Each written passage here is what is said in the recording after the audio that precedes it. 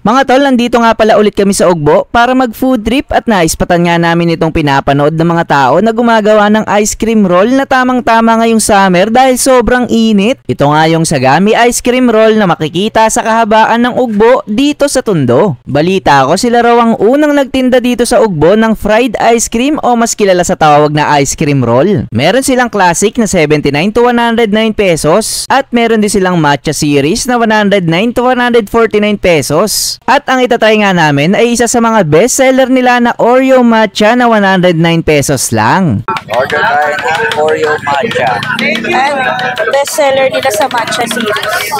Galing oh.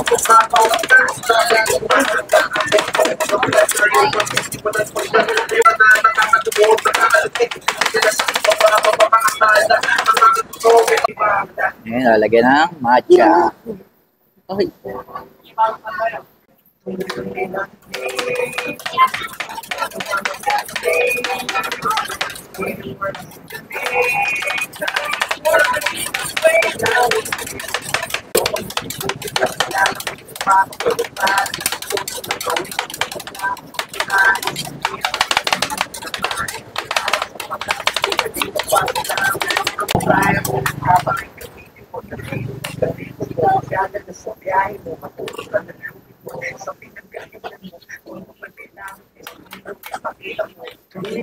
Okay, pinaplat eh, no?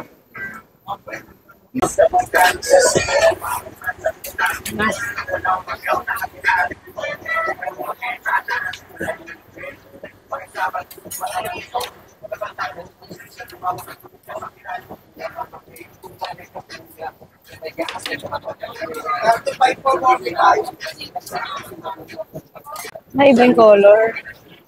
Ganda. Pumabaan matcha. Kapag matcha series.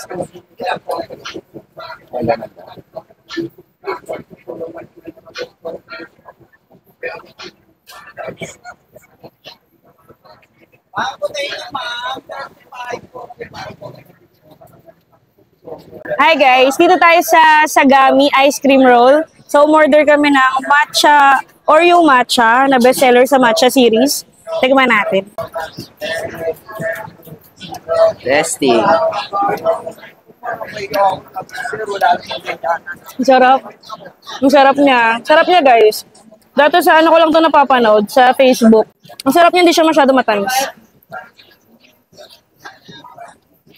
Tamang-tama ngayong summer kasi sobrang init. Goods na goods. Try din natin, no, mga tol. Siyempre, ako rin try din natin. Oreo matcha. May chocolate syrup. May mallows. And Oreo on top.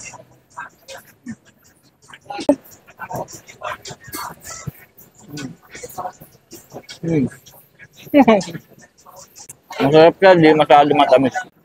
Tama lang. Goods na goods.